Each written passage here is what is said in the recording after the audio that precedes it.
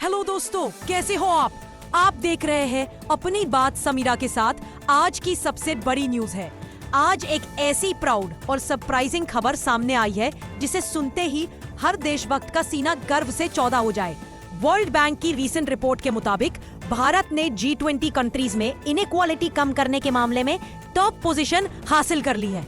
ये खबर इसलिए और भी खास बन जाती है क्योंकि ये किसी लोकल सोर्स से नहीं बल्कि एक international financial institution world bank से आई है। हेडलाइन है, India has reduced inequality significantly. आइए समझते पूरी खबर। हमारा संविधान भी इक्वालिटी का वादा करता है।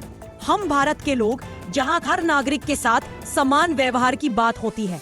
ऐसे में जब ग्लोबल लेवल पर यह बताया जाए कि देश में इनकम इनइक्वालिटी कम हो रही है तो ये एक मेजर नेशनल अचीवमेंट के रूप में देखा जाता है। यानी अमीर और गरीब के बीच का गैप अब कम हो रहा है। लेकिन जब आम लोग ये सुनते हैं तो कई सवाल भी उठते हैं।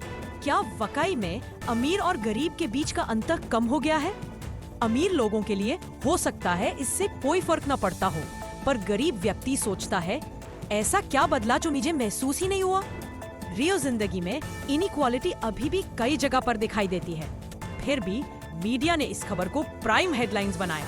इंडिया ने एक्सट्रीम पॉवर्टी और इनइक्वालिटी दोनों में शानदार काम किया है। इस रिपोर्ट के हिसाब से भारत दुनिया का चौथा सबसे ज्यादा इक्वल कंट्री बन गया है।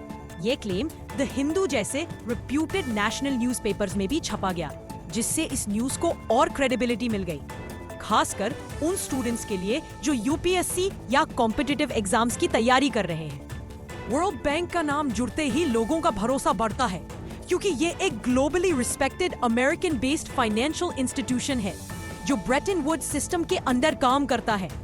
जब ऐसी इंस्टीट्यूशंस भारत की तारीफ करते हैं तो देश का नाम और रोशन होता है। रिपोर्ट में एक इम्पोर्टेंट इकोनॉमिक कॉन्सेप्ट भी समझाया गया, जिनी कोएफिशिएंट। ये एक टूल है जिससे इनकम इनइक्वालिटी मेजर की जाती है। इसका स्केल 0 से 1 के बीच होता है, जहां 0 का मतलब होता है कंप्लीट इक्वालिटी, सबके पास बराबर पैसा, और 1 का मतलब होता है एक्सट्रीम इनइक्वालिटी। आसानी से समझने के लिए इसे 0 से 100 के बीच कन्वर्ट किया जाता है। जैसे अगर किसी कंट्री का जिनी कोएफिशिएंट 0.5 हो तो उसे 50 स्कोर दिया जाता है।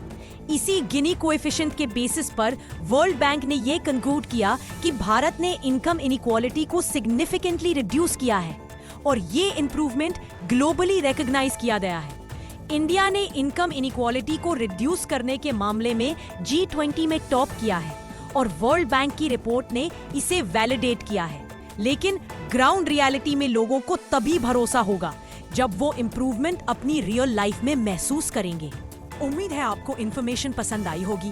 मिलते हैं ऐसे ही इन्फॉर्मेटिव खबर के साथ। ऐसे ही न्यूज अपडेट के लिए वीडियो को लाइक और चैनल को सब्सक्राइब करना ना भूलें।